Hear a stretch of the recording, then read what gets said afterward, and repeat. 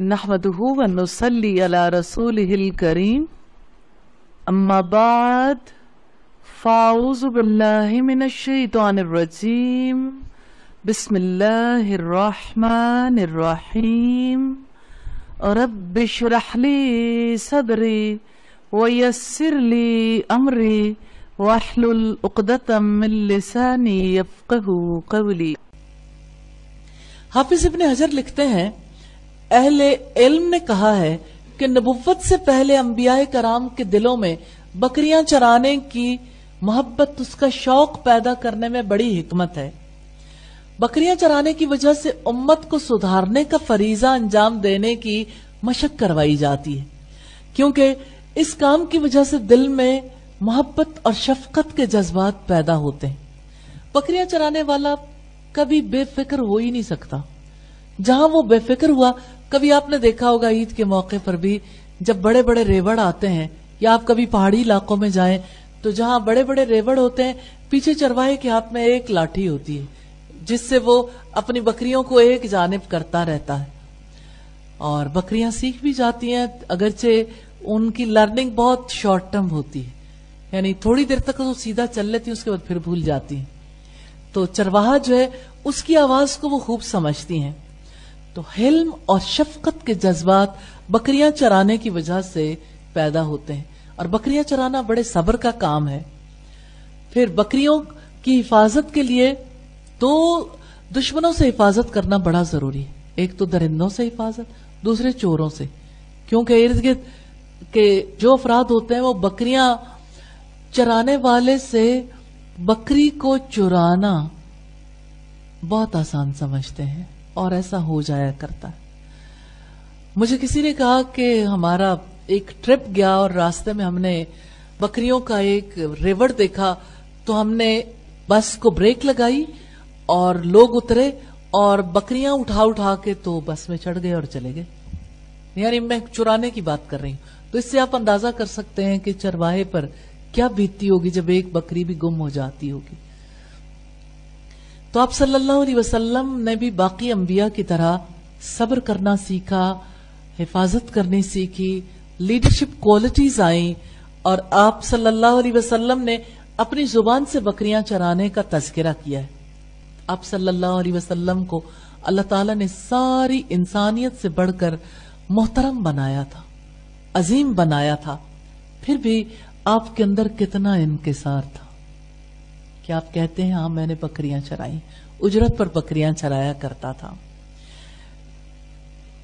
آپ اس روایت کو فتح الباری میں دیکھ سکتے ہیں، والیوم 10 پیج 5 اور 6 پر۔ تو آپ کے احساس ذمہ داری کا بھی پتہ چلتا ہے بکریاں چرانے سے۔ آپ نے اپنے چچا کا بوجھ کتنی جلدی بٹانا شروع کر دیا تھا۔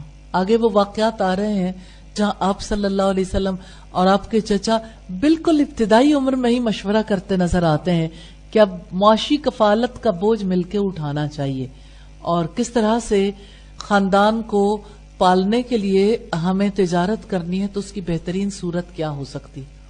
اس میں بھی بکریاں چرانے کا دخل تھا۔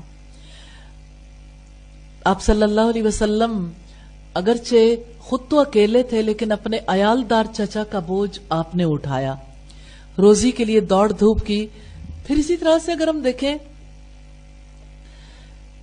کہ یہ میں خاص طور پر بات یہاں پہ اس لیے کرنا چاہ رہی ہوں کہ جو لوگ دین کی دعوت و تبلیغ کا کام کرتے ہیں عمومی طور پر اس خودداری سے آشنا نہیں ہوتے، خود کمانا نہیں چاہتے، خود کمانا ترک کر دیتے ہیں۔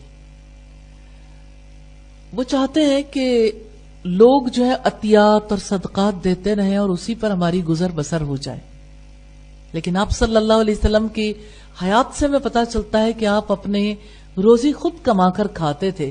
تو ہر دعوت دینے والے کی اور دین کی تعلیم دینے والے کی ذمہ داری ہے کہ اپنی روزی اپنے معاش کے لیے خود آگے بڑھ کر ضرور کوشش کریں۔ اور اب ہم آگے بڑھتے ہیں تو ہمیں آپ صلی اللہ علیہ وسلم سفر کرتے نظر آتے ہیں۔ یہ کیسا سفر ہے؟ آپ کہاں جا رہے ہیں؟ کیوں جا رہے ہیں؟ کیا سبب ہے سفر کا؟ آپ کے رشتہ دار تو سارے عرب میں ہیں اور آپ کے قریب ہی رہتے ہیں ننیال مدینہ میں، اور آپ صلی اللہ علیہ وسلم کے دودھیال جو تھے وہ مکہ میں تھے. شام کی طرف آپ کیوں گئے؟ حضرت ابو موسیٰ اشعری کی روایت ہے کہ ابو طالب نے شام کی جانب سفر کیا تو نبی صلی اللہ علیہ وسلم بھی ان کے ہمراہ تھے. قریش کے چند سردار بھی ابو طالب کے ہمراہ تھے. راستے میں جب انہوں نے پڑاؤ ڈالا تو بحیرہ راہب کی ملاقات ہو گئی. راہب نے جب نبی صلی اللہ علیہ وسلم کو دیکھا، کیا آپ امیجن کر سکتے ہیں، پہلی نظر میں وہ آپ صلی اللہ علیہ وسلم کو پہچان گیا. کیا کوئی اتنا نظر شناس ہو سکتا ہے؟ کسی اجنبی کو دیکھ کر کوئی پہچان جائے کہ ہاں یہی وہ شخص ہے جس کا تذکرہ ہم اپنی کتابوں میں پاتے ہیں. بچپن میں ابھی تو آپ کی عمر 10-12 برس کی تھی. 12 برس کے بچے کو دیکھ کے پہچان لیا کہ یہ مستقبل میں نبی بننے جانے والا ہے. کیا ہوا تھا؟ کیا وہ نشانیاں تھیں؟ کیسے راہب کا دل مچلا ہوگا؟ پھر راہب نے کیا کیا؟ ہاں، یہ واقعات تقاضا کرتے ہیں کہ ہم اسے تھوڑی ڈیٹیل سے دیکھیں. ہم دیکھتے ہیں کہ ابو طالب کا قافلہ پڑاؤ ڈال چکا ہے. کیا آپ اپنے تصور میں اس قافلے کو شام کے علاقے میں دیکھ سکتے ہیں جہاں قریب ہی ایک گرجا گھر ہے اور گرجا گھر کی کھڑکی سے ایک راہب جس کا نام بحیرہ ہے اس کی نظر باہر پڑ جاتی ہے. کبھی ایسا نہیں ہوا تھا کسی قافلے کو دیکھ کر اس نے سوچا ہو کہ کسی کو کھانا کھلایا جائے، لیکن آج اس نے جس کو دیکھا تھا اس کا جی چاہتا تھا کہ کسی بھی طرح سے اس سے ملاقات کر لے. اسے یہی راستہ نظر آیا، دعوت کر لیتے ہیں. اس نے باہر آواز لگائی، قافلے والوں کو پکارا اور کہا کہ آج آپ میرے گھر کھانے پر مدعو ہیں. جنہیں انوائٹ کیا گیا وہ بھی حاضر جواب تھے. کہنے لگے ہم تو یہاں سے اکثر گزرتے ہیں، پہلے تو تمہارے دل میں کبھی خیال نہیں آیا، آج کیا ہو گیا؟ آج ہمیں کھانے پر کیسے بلا لیا؟ بحیرہ راہب بہت بے چین تھا. گرجا سے نکل آیا، ان کے درمیان جا کر گھومنے پھرنے لگا. آخر اس نے رسول اللہ کا ہاتھ پکڑ لیا اور کہنے لگا، ھذا سید العالمین، یہ تمام جہانوں کا سردار ہے. بعثہ اللہ رحمتا للعالمین، اللہ تعالیٰ نے اسے تمام جہانوں کے لیے رحمت بنا کر بھیجا ہے. قریش کے سردار کہنے لگے، تمہیں اس بات کا کیسے علم ہوا؟ اس نے کہا، جب تم اس گھاٹی پر اترے تھے تو ہر درخت اور ہر پتھر سجدے میں گر گیا تھا. کائنات میں ارد گرد کے ماحول میں کتنی تبدیلیاں آتی تھیں. اسی وجہ سے تو ہم نے یہ طے کیا کہ ان نشستوں میں ہم ان انسانوں کے بارے میں بھی دیکھیں گے جو آپ کے ارد گرد رہتے تھے، آپ کے قریب، کہ آپ کے قرب میں پتھر ہوتا تو پتھر میں تبدیلی آتی تھی، درخت ہوتا تو درخت میں تبدیلی آتی تھی. یہ اللہ تعالیٰ کی طرف سے انتظامات تھے تاکہ لوگ آپ کو پہچان جائیں اور آپ پر ایمان لے آئیں. راہب نے یہ لاجک اس لیے دی تھی کہ کوئی بے جان پتھر، کوئی درخت کسی نبی کے سوا کسی کو سجدہ نہیں کرتا. اس لیے میں نے پہچان لیا کہ یہ نبی ہے اور ہماری کتابوں میں اس کا تذکرہ موجود ہے، اور اسے دیکھ کر میں نے پہچان لیا. دوسری بات اس نے ایک اور کہی. وہ بھی کیا دور تھا جب رسول اللہ کو پہچاننا بہت مشکل تھا. لیکن ایسی بات نہیں ہے کہ مشکل ہمارے لیے نہ ہو. ہم جب اپنی قبروں میں لیٹے ہوں گے، جب ہماری سانس نہیں چل رہی ہوگی، جب ہماری روح ہمارے جسم کی طرف لوٹائی جائے گی، کیا آپ جانتے ہیں کہ ہمیں نبی صلی اللہ علیہ وسلم کو دکھایا جائے گا؟ اس وقت کیسے پہچانیں گے کہ یہی اللہ کے رسول ہے؟ کیوں نہ ہم ان کے بارے میں جانیں کہ ہم سے تو قبر میں جو 3 سوال ہونے ہیں، ان 3 سوالوں میں سے ایک یہ ہے کہ تیرا رسول کون ہے؟ یہ شخص، اس کے بارے میں آپ کا کیا خیال ہے؟ تو جو آپ کو نہیں پہچانتا ہوگا، جو آپ پر ایمان نہیں لاتا ہوگا، وہ کہے گا مجھے نہیں معلوم یہ کون ہے. کیا آپ چاہتے ہیں کہ آپ کے گھر والوں میں سے کوئی ایسا شخص ہو جو قبر میں جا کر یہ کہے کہ میں نہیں جانتا یہ کون ہے؟ آپ چاہتے ہیں؟ کتنا ضروری ہے نبی صلی اللہ علیہ وسلم کے بارے میں جاننا، آپ کو پہچاننا. تب سوچئے یہودیوں نے، عیسائیوں نے آپ کو کیسے پہچانا؟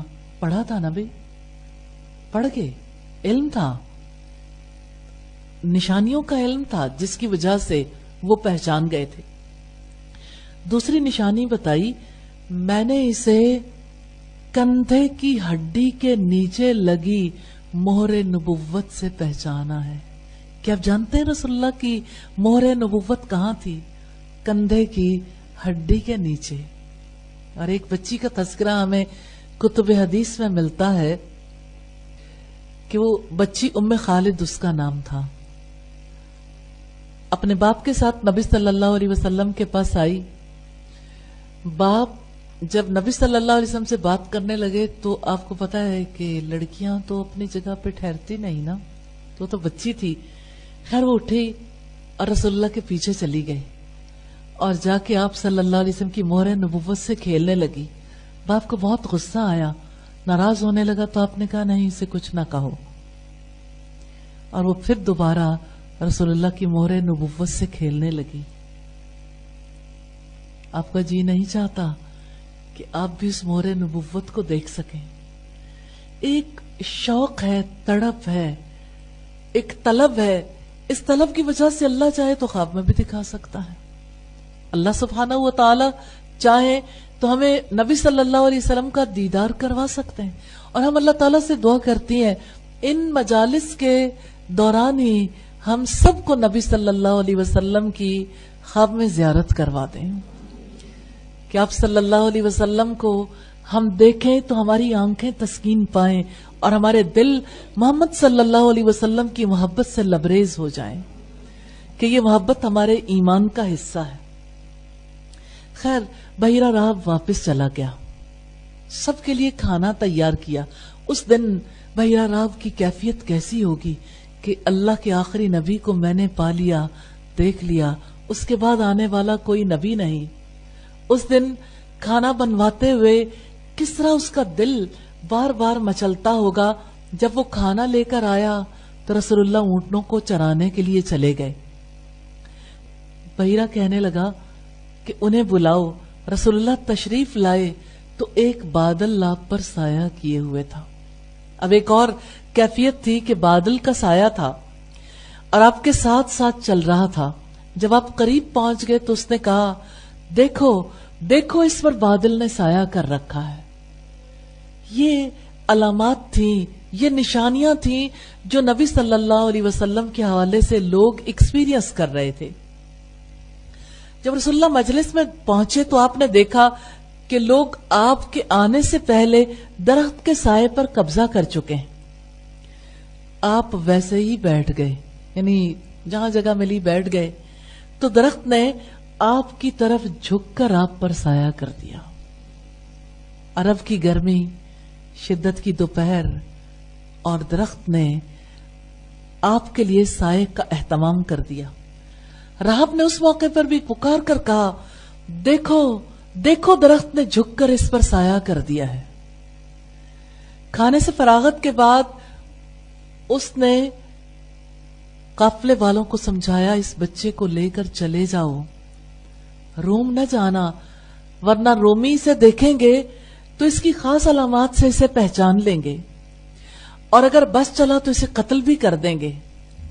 ابھی وہ یہ باتیں کر ہی رہے تھے کہ اسے 7 رومی آتے دکھائی دیے۔ وہ بھاگ کر ان سے ملا اور پوچھا، آپ کیسے آئے ہو؟ وہ کہنے لگے، ہمیں پتا چلا ہے کہ آخری نبی اس مہینے ادھر آنے والا ہے۔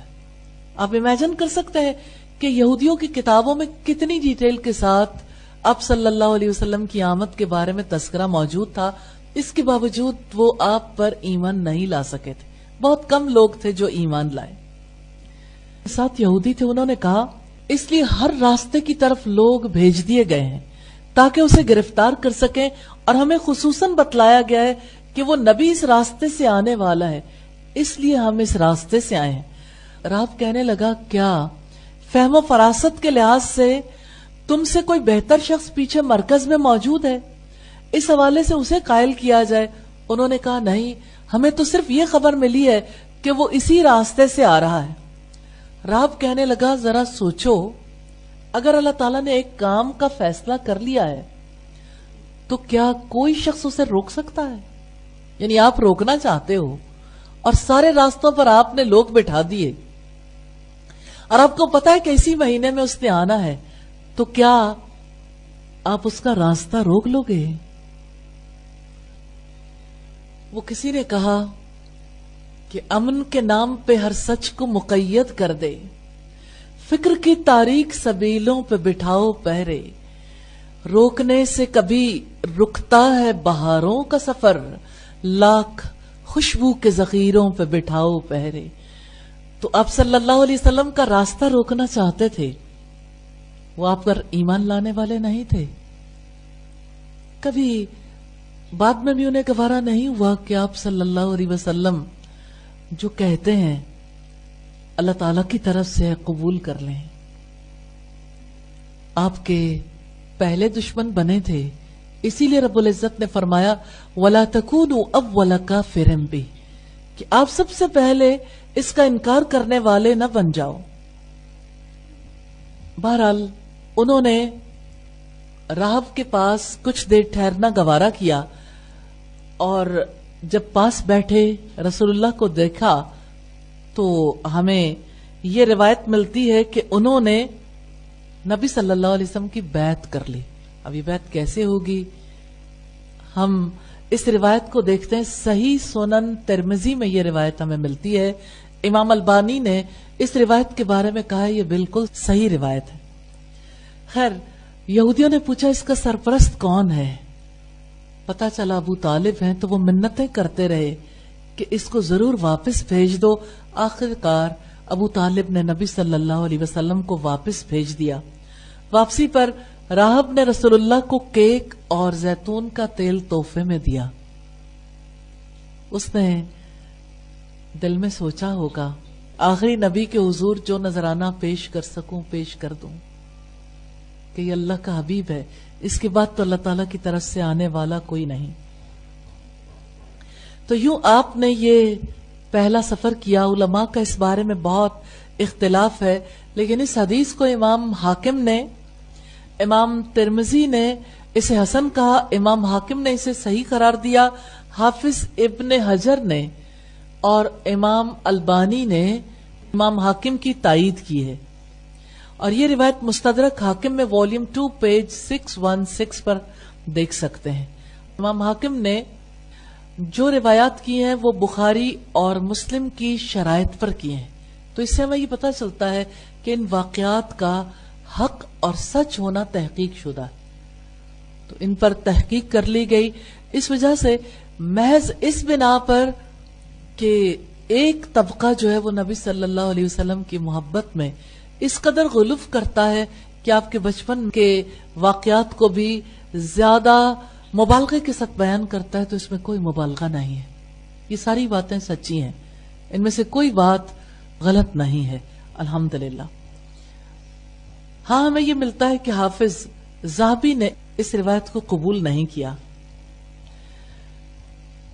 پھر ہم دیکھتے ہیں ابن اسحاق نے بھی ترمذی کی طرح اس روایت کو بیان کیا ہے، اور مغازی کی کتابوں میں ہمیں یہ بھی ملتا ہے کہ رسول اللہ نے اپنے چچا زبیر بن عبد المطلب کے ساتھ 14 برس کی عمر میں بھی ایک سفر کیا تھا، اور اس وقت آپ کا یہ سفر تجارتی سفر تھا، اور اس سفر میں بھی کئی غیر معمولی نشانیاں دیکھی گئی تھیں، اور ان میں سے ایک نشانی یہ تھی کہ آپ جس راستے سے گئے تھے وہاں ایک خوفناک اونٹ بند کر رکھا تھا کسی نے، لیکن اس اونٹ نے جو ہی رسول اللہ کو دیکھا، یعنی راستہ بند تھا، آپ یوں سمجھ لیں کہ جیسے ہمارے یہاں ٹرالرز کے ذریعے سے راستے بند کیے جاتے ہیں نا، پھر ہم ایک جگہ سے دوسری جگہ موو نہیں کر سکتے، اللہ تعالیٰ پاکستان میں ایسا وقت کبھی نہ لائے کہ جب اس طرح کے خانہ جنگیوں کے سلسلے مزید جاری ہوں۔ تو ایسے ہی عربوں کے یہاں سم ٹائمز ایسا ہوتا تھا کہ کوئی اونٹ جو ہے وہ بہت زیادہ خوفناک ہو جاتا تھا، کیونکہ وہ ہر ایک کو کاٹنے کو دوڑتا تھا۔ تو خوفناک اونٹ نے راستہ بند کر دیا، اس نے جب آپ کو دیکھا فوراً بیٹھ گیا اور ادب اور عاجزی کے ساتھ اپنا سینہ زمین پر رگڑنے لگا، کیونکہ اس نے نبی صلی اللہ علیہ وسلم کو پہچان لیا تھا۔ آپ کو پہچاننے والا اونٹ بھی تھا، آپ اس پر سوار ہو گئے۔ اسی طرح ایک دفعہ ایسا ہوا کہ راستے میں شدید سیلاب سے واسطہ پڑا، تو اللہ تعالیٰ نے سارا پانی خشک کر دیا اور وہ وادی سے صحیح سلامت گزر گئے۔ اس واقعے کو بھی اگر آپ دیکھنا چاہیں تو حافظ ابن کثیر نے یہ روایت سعید بن یحییٰ کے توسط سے نقل کی ہے۔ یہ سند اس کے بارے میں کہا جاتا ہے کہ یہ مرسل ہے۔ نبی صلی اللہ علیہ وسلم کی صفات کے بارے میں اہل کتاب کے اقوال کی بڑی حکمت ہے۔ بحیرہ راہب کے واقعے سے پتہ چلتا ہے کہ اہل کتاب نبی صلی اللہ علیہ وسلم کی صفات کو جانتے تھے۔ قرآن مجید کی آیت اس حوالے سے ہمیں ملتی ہے، رب العزت کا فرمان ہے وَلَمَّا جَاءَهُمْ كِتَابٌ مِّنْ عِندِ اللَّهِ مُصَدِّقٌ لِّمَا مَعَهُمْ وَكَانُوا مِنْ قَبْلُ يَسْتَفْتِحُونَ عَلَى الَّذِينَ كَفَرُوا فَلَمَّا جَاءَهُمْ مَا عَرَفُوا كَفَرُوا بِهِ فَلَعْنَةُ اللَّهِ عَلَى الْكَافِرِينَ۔ جب ان کے پاس اللہ تعالیٰ کی طرف سے ایک کتاب آئی جو اس کتاب کی تصدیق کرتی ہے جو ان کے پاس ہے، اور اس سے پہلے وہ ان لوگوں کے خلاف فتح مانگتے تھے جنہوں نے کفر کیا، پھر جب وہ ان کے پاس آ گیا جسے انہوں نے پہچان لیا تو انہوں نے اس کا انکار کر دیا، لہذا کافروں پر اللہ تعالی کی لعنت ہے۔ حضرت عبداللہ ابن عمرو ابن عاص بیان کرتے تھے، امام بخاری نے یہ روایت نقل کی ہے کہ قرآن مجید کی یہ آیت یا ایھا النبی انا ارسلناک شاہدا ومبشرا ونذیرا، اے نبی ہم نے تمہیں خوشخبری دینے والا، ڈرانے والا، گواہ بنا کر بھیجا ہے۔ یہ بات تورات میں یوں آئی ہے کہ اے نبی کریم ہم نے تمہیں خوشخبری دینے والا، ڈرانے والا اور گواہ بنا کر بھیجا۔ ایگزیکٹلی وہی بات ہے جو قرآن میں آئی، اور امیوں کے لیے پناہ بنایا ہے، یعنی عربوں کے لیے، تم میرے بندے اور رسول ہو، میں نے تمہارا نام متوکل رکھا ہے، نہ تم بدخلق ہو، نہ سخت طبیعت رکھتے ہو، نہ بازاروں میں شور مچانے والے، تم برائی کا بدلہ برائی سے نہیں دیتے بلکہ معاف کر دیتے ہو اور درگزر کرتے ہو۔ اللہ اس کی روح قبض نہیں کرے گا جب تک کہ اس کے ذریعے سے ایک گمراہ امت کو راہ راست پر نہ لے آئے، یہاں تک کہ وہ پکار اٹھیں لا الہ الا اللہ۔ پھر اللہ تعالیٰ اس کلمے کے ساتھ اندھی آنکھیں، بہرے کان اور بند دل کھول دے گا۔ الحمدللہ۔ صحیح بخاری کی روایت ہے 4838 نمبر پر، اور سورہ الاحزاب کی آیت کا نمبر ہے 45، اور سورہ البقرہ کی آیت کا نمبر 79 ہے جو ہم نے دیکھی۔ تو یوں ہمیں پتہ چلتا ہے کہ اب قیامت سے پہلے یہودی اپنی کتاب کے توسط سے آپ کے بارے میں جانتے تھے، اور قرآن گواہی دیتا ہے کہ وہ آپ کو ایسے پہچان گئے تھے جیسے اپنے بیٹوں کو پہچانتے۔ کیا آپ نبی صلی اللہ علیہ وسلم کو ایسے پہچاننے لگ گئے ہیں؟ وہ کہتے ہیں نا کہ ابھی تو آغاز ہے نا، انشاءاللہ آگے آگے دیکھیے ہوتا ہے کیا، تو انشاءاللہ آگے یہ سلسلہ جاری رکھیں گے۔ تو جو کچھ پہلی کتابوں میں آیا اس سے ہمیں یہ پتا چلتا ہے کہ نبی صلی اللہ علیہ وسلم اللہ تعالیٰ کے آخری رسول ہیں، اور آپ صلی اللہ علیہ وسلم رحم دل شخصیت کے مالک ہیں اور لوگوں کے لیے نیکیاں کرنے والے ہیں، اور آپ بنی اسماعیل سے تعلق رکھنے والے ہیں اور حضرت ابراہیم علیہ السلام کی نسل سے ہیں، اور آپ کی وجہ سے آپ کی امت کو تمام قوموں میں برکت حاصل ہوگی، اور آپ صلی اللہ علیہ وسلم اللہ تعالیٰ سے براہ راست وحی حاصل کرنے والے، اور حضرت عیسیٰ ابن مریم کی رسالت کے بعد آخر میں آپ تشریف لائیں گے، اور آپ کا نام حضرت عیسیٰ علیہ السلام کے پیروکاروں میں فارقلیت کے نام سے آیا ہے۔ آپ کے افعال، آپ کے اقوال، آپ کی خصلتیں بتاتی ہیں کہ آپ ہی محمد صلی اللہ علیہ وسلم ہیں۔ انگریزی میں محمد کو دا پریزڈ کہا جاتا ہے، یعنی وہ جس کی بہت زیادہ تعریف کی گئی ہو۔ آپ کو آپ کی نبوت سے پہلے صادق اور امین کہا جاتا تھا۔ آپ کی شہرت عالمگیر ہے۔ آپ صلی اللہ علیہ وسلم جو پیغام لے کر آئے حق ہے، آپ حق کی طرف رہنمائی کرنے والے تھے۔ آپ صلی اللہ علیہ وسلم کے بارے میں اللہ رب العزت نے یہ گواہی دی ہے محمد الرسول اللہ، کہ محمد صلی اللہ علیہ وسلم اللہ تعالیٰ کے رسول ہیں۔ والذین معہ، اور جو لوگ ان کے ساتھ ہیں۔ آپ کس کے ساتھ ہیں؟ دل سے کس کے ساتھ ہیں اور کیا چاہتے ہیں کہ کس کے ساتھ ہو جائیں؟ محمد صلی اللہ علیہ وسلم کے ساتھ۔ تو اللہ رب العزت نے فرمایا والذین معہ، اور جو لوگ ان کے ساتھ ہیں، اشداء علی الکفار رحماء بینہم، وہ کافروں کے لیے شدت پسند ہے اور آپس میں رحیم اور شفیق ہیں۔ تراہم رکعا سجدا یبتغون فضلا من اللہ ورضوانا سیماہم فی وجوہہم من اثر السجود ذالک مثلہم فی التوراۃ۔ آپ صلی اللہ علیہ وسلم کے ساتھیوں کی مثال ہے جو لوگ ان کے ساتھ ہیں، کافروں پر شدت پسند ہیں، آپس میں رحیم اور شفیق ہیں۔ آپ انہیں دیکھو گے رکوع میں، سجدوں میں، وہ اللہ تعالیٰ کا فضل اور اس کی رضا کی تلاش میں رہتے ہیں۔ آپ ان کو ان کے چہرے بشرے سے پہچان سکتے ہو، ان کے چہروں پر سجدوں کے اثرات سے علامات ہیں۔ یہ ان کی مثال تورات میں ہے۔ وَمَثَلُهُمْ فِي الْإِنْجِيلِ، اور ان کی مثال انجیل میں یوں ہے كَزَرْعٍ، جیسے کھیتی ہو، أَخْرَجَ شَطْأَهُ، جس نے ایک کمپل نکالی، فَآزَرَهُ فَاسْتَغْلَظَ فَاسْتَوَىٰ عَلَىٰ سُوقِهِ، جو کمپل پہلے گدرائی، پھر موٹی ہوئی، پھر اپنے تنے پر کھڑی ہوئی۔ کاشت کرنے والوں کو وہ فصل اچھی لگتی ہے تاکہ کافر اس کو دیکھنے سے چلیں۔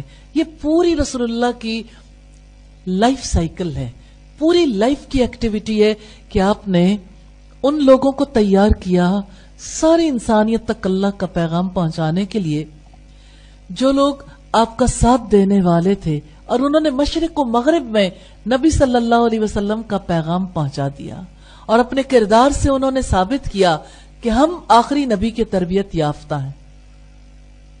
الحمدللہ رب العالمین۔ نبی صلی اللہ علیہ وسلم کا نام ہندی کتابوں میں بھی آیا ہے۔ محمد کے معنی سنسکرت زبان میں اس کے لکھنے کی شکل اور اس کا تلفظ، یہ سب کچھ مقدس ہندی کتابوں میں موجود ہے۔ جیسے رگ وید میں کنڈ 5 ہے اور منڈل 27 اور منتر نمبر 1 میں موجود ہے۔ اسی طرح سے اتھر وید میں، اسی طرح سے بھوشا پرانا کنڈ میں، اور اسی طرح سے باقی کتابوں میں بھی۔ اور لفظ احمد اور اس کے معنی سنسکرت زبان میں اس کے لکھنے کی شکل اور اس کا تلفظ، یہ سب کچھ ہندی کتابوں میں موجود ہے۔ تو اس سے یہ پتہ چلتا ہے کہ آپ کے بارے میں دنیا کے گوشے گوشے میں اطلاع تھی کہ آخری نبی آنے والا، اور آخری نبی کی نشانیوں کو سبھی پہچانتے تھے۔ الحمدللہ رب العالمین۔ اب صلی اللہ علیہ وسلم جب ننھے بچے تھے، جب آپ نے اپنی ماں کا اور دیگر خواتین سے دودھ پیا. جب آپ صلی اللہ علیہ وسلم یتیم تھے، جب آپ دادا کی کفالت میں تھے، جب آپ صلی اللہ علیہ وسلم اپنے چچا کی کفالت میں چلے گئے، کیا تبدیلی تھی جو آپ کی ذات میں آئی، اور کیا چیزیں تھی جو آپ کی ذات میں مستقل طور پر موجود رہیں؟ کیا آپ جانتے ہیں کہ نبی صلی اللہ علیہ وسلم کی حفاظت خود رب العزت نے کی، اور اللہ پاک نے آپ کو ایک بار پھر کہا تھا جب آپ صلی اللہ علیہ وسلم خوف اور خطرے میں رہتے تھے، جب آپ مدینہ میں تھے، واللہ یعصمک من الناس، اللہ تعالیٰ آپ کو لوگوں سے بچا لے گا. کیا آپ لوگوں کی فکر نہ کریں؟ لوگ آپ کا بال بیکا بھی نہیں کر سکتے. لیکن جب آپ بچے تھے اس وقت اللہ تعالیٰ نے جاہلانہ باتوں سے آپ کی حفاظت فرمائی، جاہلانہ کاموں سے آپ کی حفاظت فرمائی. آپ کی سرگرمیوں میں سب سے خوبصورت سرگرمی وہ تھی جب مکہ میں بلد امین میں بیت اللہ کی عمارت منہدم ہو گئی، نئے سرے سے کعبہ کی تعمیر ہو رہی تھی، اور آپ صلی اللہ علیہ وسلم پتھر ڈھو رہے تھے. آپ کا کندھا مبارک چھل گیا تھا، زخمی ہو گیا تھا. آپ صلی اللہ علیہ وسلم نے تہبند باندھا ہوا تھا. آپ کے چچا عباس نے آپ سے تقاضا کیا کہ ازار یعنی تہبند کھول کر کندھے پر رکھ لیں تاکہ کندھا پتھر سے زخمی نہ ہو جائے. آپ صلی اللہ علیہ وسلم پر چچا نے پریشر ڈالا، آپ نے جو ہی ازار اتارا آپ بے ہوش ہو گئے، اور اس کے بعد آپ کبھی بغیر کپڑے کے نظر نہیں آئے. یہ روایت ہمیں صحیح بخاری میں ملتی ہے 364 نمبر پر. ایک دن آپ قریشی بچوں کے ساتھ کھیل رہے تھے. کبھی آپ کھیلے تھے بچپن میں؟ آپ بھی یقیناً کھیلتے ہوں گے. آپ کن لوگوں کے ساتھ کھیلتے تھے؟ جو آپ کی فیملی کے یا آپ کے گھر کے ارد گرد بچے رہتے ہوں گے، نیچرلی جس کے ساتھ فیملی کا تعلق ہوگا. تو آپ صلی اللہ علیہ وسلم کا جو تعلق تھا وہ زیادہ قبیلہ قریش کے لوگوں کے ساتھ تھا. کسی ضرورت سے پتھر اٹھانے کی نوبت آئی، آپ نے اپنا ازار کھولا، گردن پر رکھ لیا. جو ہی ننگے ہوئے تو کسی غیبی قوت نے آپ کو زور سے تھپڑ مارا، یعنی جیسے اچھے طریقے سے ہلایا جاتا نا، اسی طرح سے کہ اپنے ازار کو اپنے اوپر باندھو. آپ نے فوراً باندھ لیا. دوسرے بچوں کو اس واقعے کا علم نہیں، کیونکہ آپ صلی اللہ علیہ وسلم کو بچا لیا گیا. گویا آپ نے علیحدگی میں کپڑے اتارے. یہ بالکل بچپن کی بات ہے. السیرہ النبویہ ابن ہشام کی کتاب ہے، والیوم 1 پیج 241 پر ہے. اسی طرح سے آپ صلی اللہ علیہ وسلم کے ساتھ 2 بار ایسا ہوا. آپ کے ساتھ تو زندگی میں بہت بار ہوا ہوگا، کیونکہ آپ کے خاندان میں کبھی کوئی شادی ہوئی ہوگی، کبھی آپ کے تعلق والوں میں شادی ہوئی ہوگی اور آپ نے اس شادی کی مجلس میں شرکت کی ہوگی.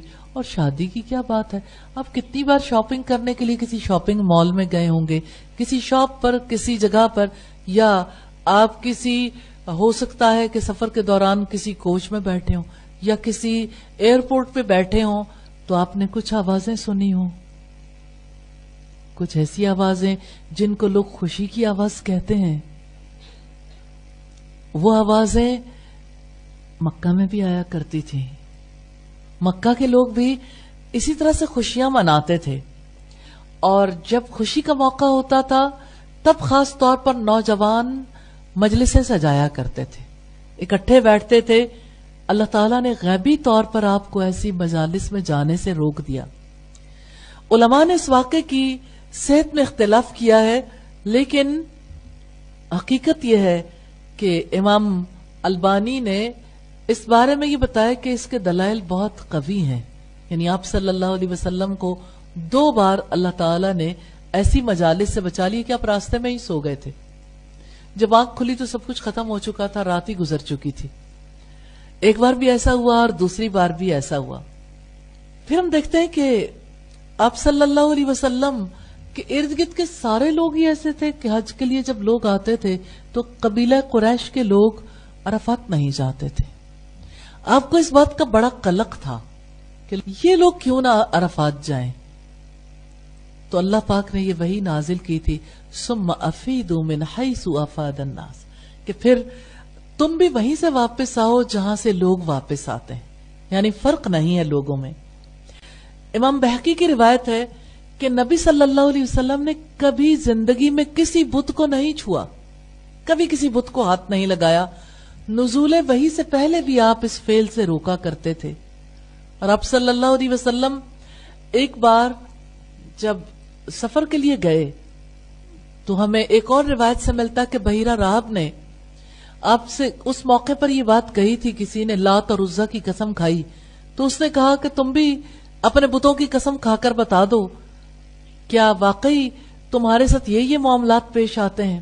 خصوصیات کے بارے میں پوچھنا چاہتا تھا وہ کہ آپ کیا کرتے ہو اور کیسے رہتے ہو۔ تو آپ صلی اللہ علیہ وسلم نے فرمایا کہ مجھے اگر لات اور عزا کا واسطہ دے کر پوچھو کہ میں لات اور عزا کو کبھی پسند نہیں کرتا، میں نفرت کرتا ہوں، میں اس کے واسطے سے کبھی کوئی بات نہیں بتاؤں گا۔ تو انہوں نے کہا کہ پھر اس خدا کے واسطے بتا دو۔ تو آپ صلی اللہ علیہ وسلم نے پھر جو کچھ انہوں نے پوچھا تھا اس کا جواب دیا۔ تو ایسی بہت سی روایات ملتی ہیں جس سے پتہ چلتا ہے کہ آپ بچپن میں بھی کبھی بت پرست ہونا تو دور کی بات ہے، کسی بت کے بارے میں سننا بھی اچھا محسوس نہیں کرتے تھے، اور آپ نے کسی بت کو کبھی ہاتھ نہیں لگایا تھا۔ طواف کے وقت اساف اور نائلہ بت کو ہاتھ لگانے سے آپ ہی نے انکار کیا تھا، جبکہ اہل جاہلیت ایسا کیا کرتے تھے۔ اس روایت کو آپ دیکھنا چاہیں تو آپ دلائل النبوہ میں دیکھ سکتے ہیں اور البدایہ والنہایہ میں دیکھ سکتے ہیں۔ اور بحیرہ راہب نے جب لات اور عزا کی قسم کھائی اور آپ نے اس موقع پر یہ کہا لات اور عزا کا نام لے کر مجھ سے کسی چیز کا مطالبہ نہ کرو، اللہ کی قسم مجھے جتنی ان سے نفرت ہے اتنی کسی اور چیز سے نفرت نہیں۔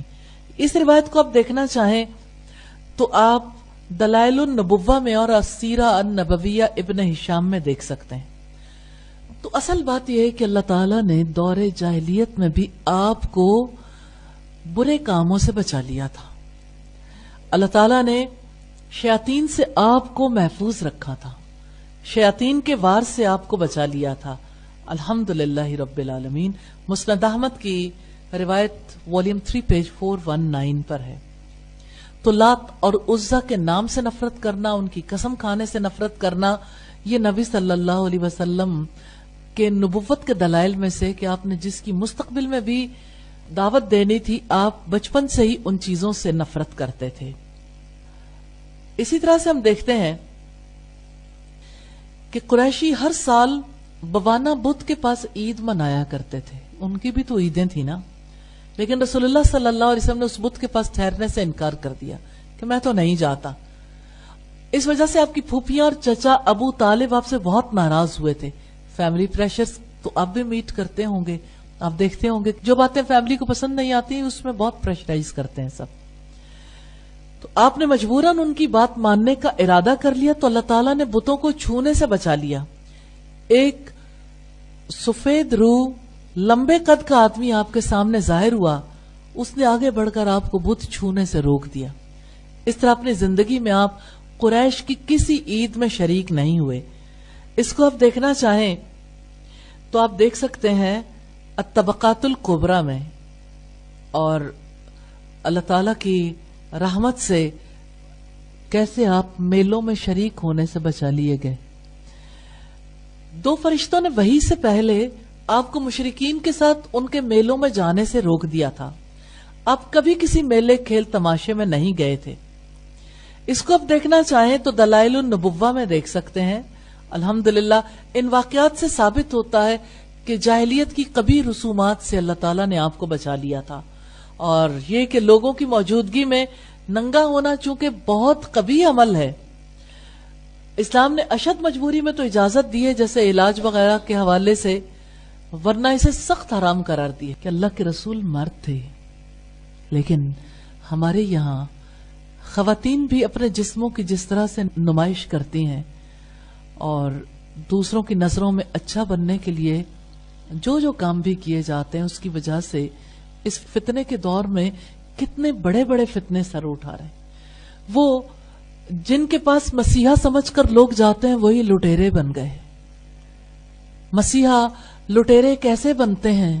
محمد رسول اللہ صلی اللہ علیہ وسلم کی سنت کو چھوڑ کر، آپ صلی اللہ علیہ وسلم کے ساتھ تعلق نہیں رکھا، ماؤں نے سدا ہی محنت کرنے کا شوق دلایا، ابتدا سے ہی اسکول کے ساتھ ٹیوشنز کا سلسلہ چلتا رہا، پھر جب ٹرمینل سٹیج آئی تو بالکل ہر طرف سے بیگانہ ہو کر وقت گزارا، پھر ایف ایس سی یا اے لیولز میں زیادہ مارکس لے لیے تو سیدھے میڈیکل کالجز چلے گئے۔ آج میڈیکل کالجز والے پریشان ہیں کہ ہم ان بچوں کی تربیت نہیں کر پا رہے، کہ انہیں اچھا انسان نہیں بنا پا رہے، اور یونیورسٹی آف ہیلتھ سائنسز نے سنڈیکیٹ سے اس کی اپروول لی ہے کہ ہم اچھے ڈاکٹر بنانے کے لیے یہ چاہتے ہیں کہ ان کے نصاب میں ایسی کتب کو داخل کیا جائے جس کی وجہ سے یہ اچھے انسان بن سکیں۔ میں یہ سمجھتی ہوں کہ اس پر ہم سب کو اللہ تعالیٰ کا شکر ادا کرنا چاہیے کہ کچھ لوگوں کو اللہ تعالیٰ نے توفیق دی جنہوں نے یہ پہچان لیا ہے کہ یہ سلیبس پڑھ کے کوئی اچھا ڈاکٹر، کوئی اچھا انسان نہیں بن سکتا۔ اس وجہ سے اچھا انسان بنانا ایک اور عمل ہے، اور اس عمل سے گزارنے کے لیے نبی صلی اللہ علیہ وسلم کی تعلیمات سے مدد لینی پڑے گی، اور آپ صلی اللہ علیہ وسلم کے اسوے کو اپنانا پڑے گا۔ اور اسی طرح سے اللہ تعالیٰ نے آپ کو ہر طرح کے کبھی اعمال سے دور رکھا، اس میں یہ دلیل ہے کہ اللہ تعالیٰ نے آپ کو عظیم الشان مقصد کے لیے تیار کیا تھا۔ سبحانک اللہم و بحمدک نشہد ان لا الہ الا انت نستغفرک و نتوب الیک۔ السلام علیکم ورحمۃ اللہ وبرکاتہ۔